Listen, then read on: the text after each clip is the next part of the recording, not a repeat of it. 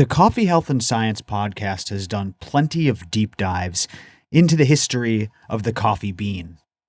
From a human history perspective, it's a relatively new drink, coffee, but it repeats the same results every time it first comes into contact with a society. It absolutely dominates the market. You'll find it on every street corner of every city around the world, and that's because humans simply love coffee. But as long as coffee has been consumed by humans, there have been those who have sought alternatives. Whether due to taste or the way it made them feel, anytime a popular food item takes hold in a society or a culture, alternatives will pop up.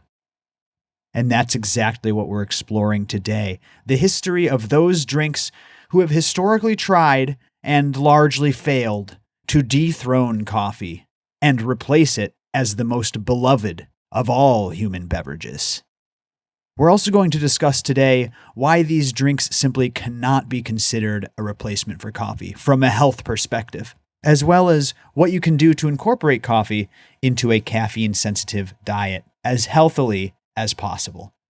So let's dive right into today's Coffee Health and Science podcast, the history of coffee alternatives.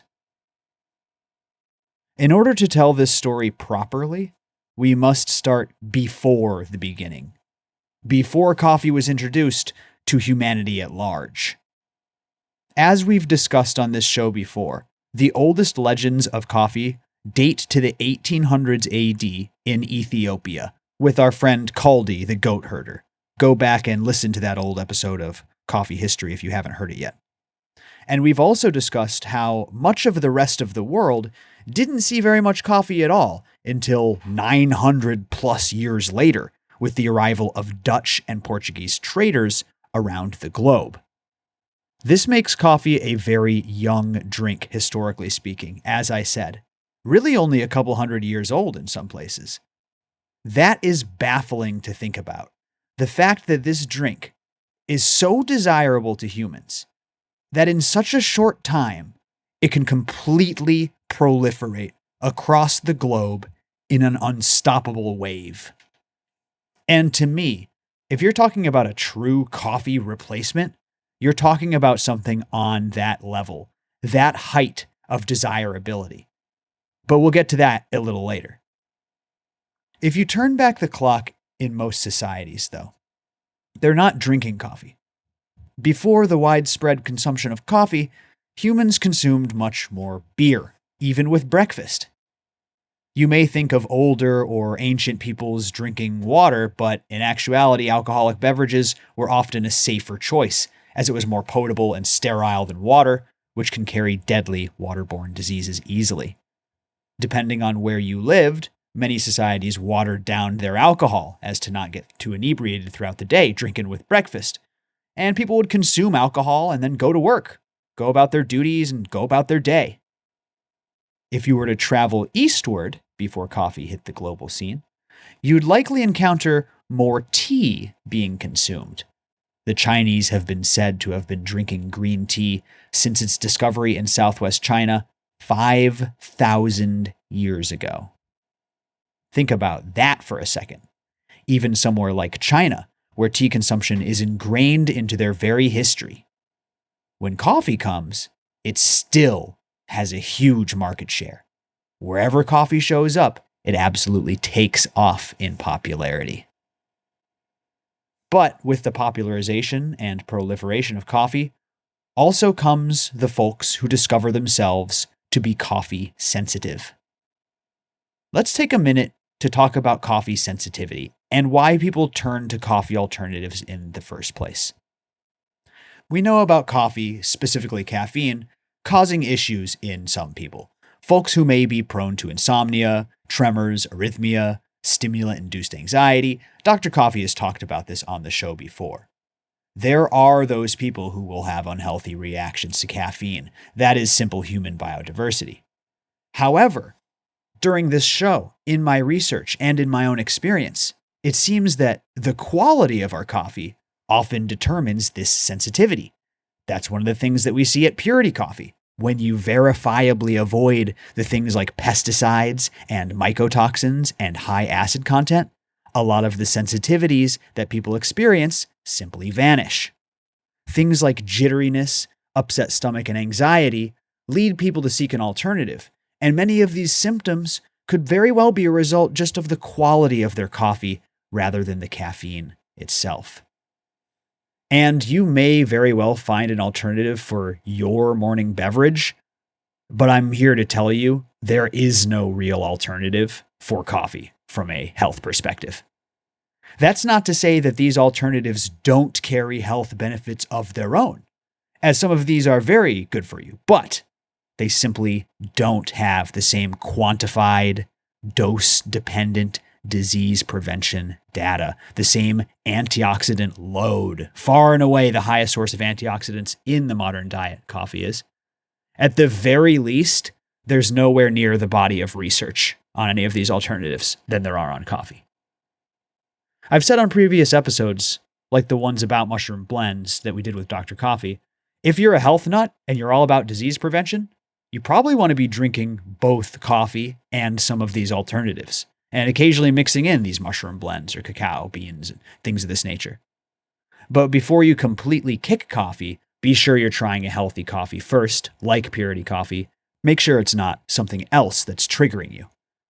As we've also said before, you can try taking an L-theanine supplement, the same compound in tea that regulates caffeine's effect. Or try a high-quality Swiss water-processed decaf, like Purity's. I've been on Purity's decaf exclusively since my headaches, almost exclusively. And not only is it absolutely delicious, but you still get a small, around 5 milligram dose of caffeine. Got to make sure it's Swiss water processed, whatever you end up buying, though. Don't get the chemically decaffeinated. So those are just some of the things you can try if you do have a history of caffeine sensitivity. Of course, always with the consult of your doctor. But now let's move on to the meat of today's episode. Let's go down the absolute top list of coffee alternatives after coffee had proliferated and spread across the modern world. There are just a few. We may follow up with more in the future, but I think you're going to really like this exploration of coffee alternatives. Chicory. Now, this one you may have heard of. We're leading with chicory because it may be the best competitor that coffee has ever had and still hangs around to date. Although you could argue that that is in part due to the fact that it's also actually blended with coffee. But I digress. Chicory is a root. It's the root of a flower, actually. A woody flower that belongs to the daisy family. This root is dried and ground and then roasted. Then it's brewed like coffee.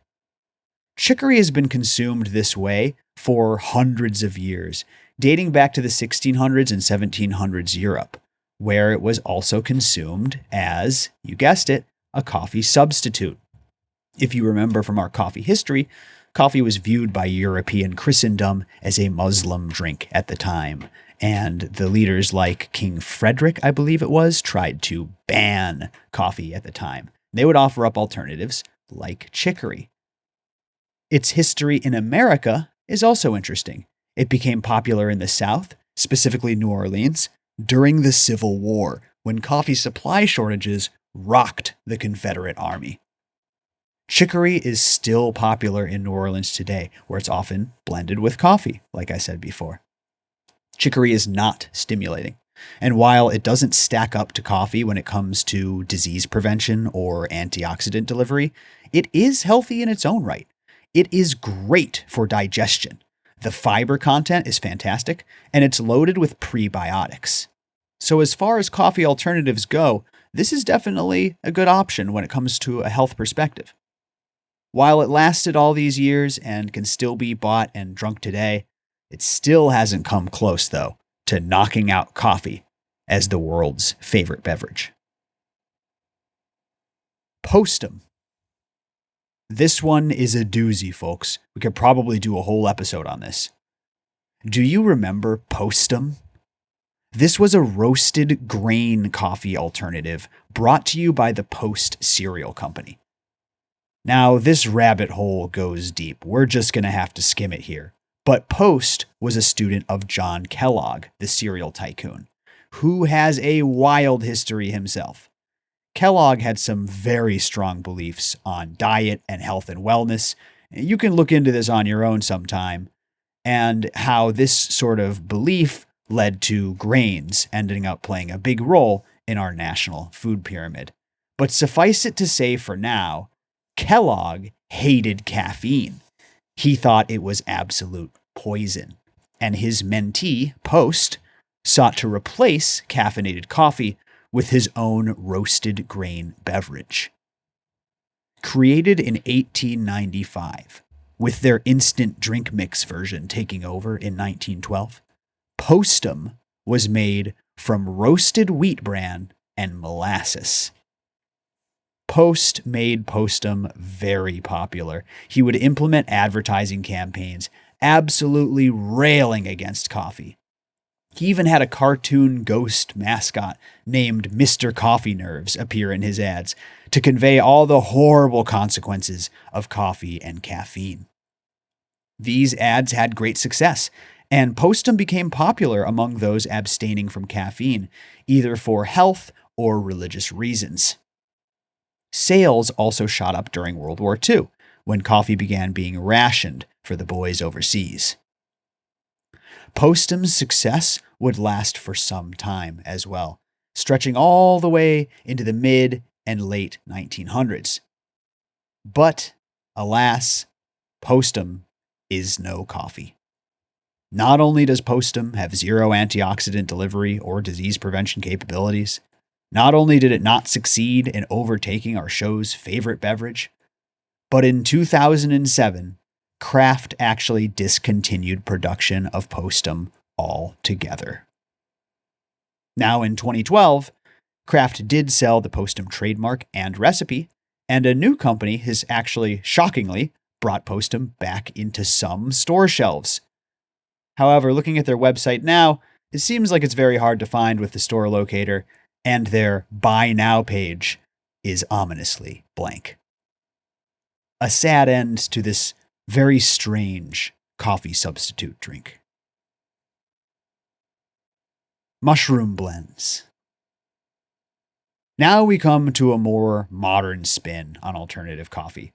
You may have seen products like this recently. You may have seen the many social media ads popping up.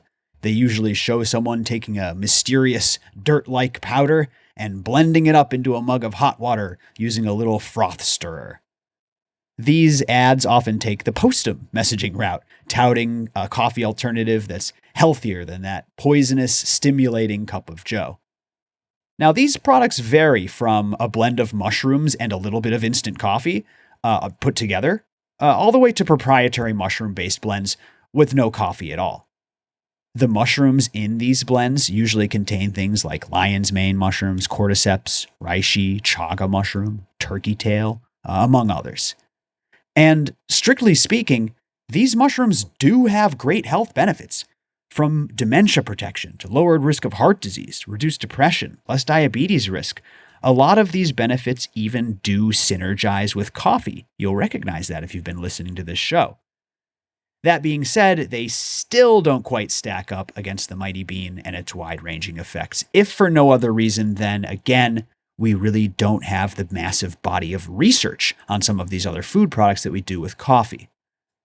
These products also just don't tend to catch on in popularity as much, and I think it's due to the user experience and the taste. Coffee is one of the most delicious and complex and unique beverages in the world. And if you're going to try and convince a large amount of people to try to switch over to something else, it had better taste pretty dang good. These mushroom blends are a great addition from a health perspective, but are truly lacking when it comes to flavor and popularity. They often don't mix very well either. You need some sort of stir or frother, and that's why you always see people doing that. It's because you end up with a grainy, unmixed, undissolved version with some of these blends. So as healthy as they are, they don't take off quite as much as some might think, and I don't see them ever dethroning the great cup of joe as the top drink of humanity.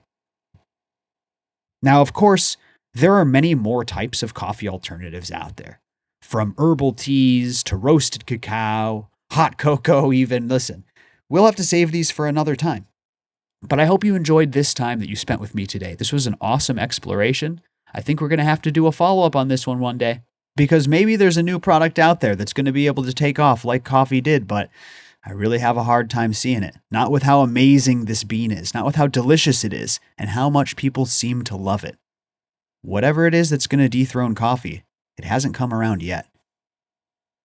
That's all for today, everybody. Thank you so much for hanging out with me. We've got more Coffee, Health, and Science podcasts coming, new interviews, coffee history, all that and more. This is Jordan River signing off saying, thank you for listening, have an extraordinary day, and we'll see you next time on the CHSP.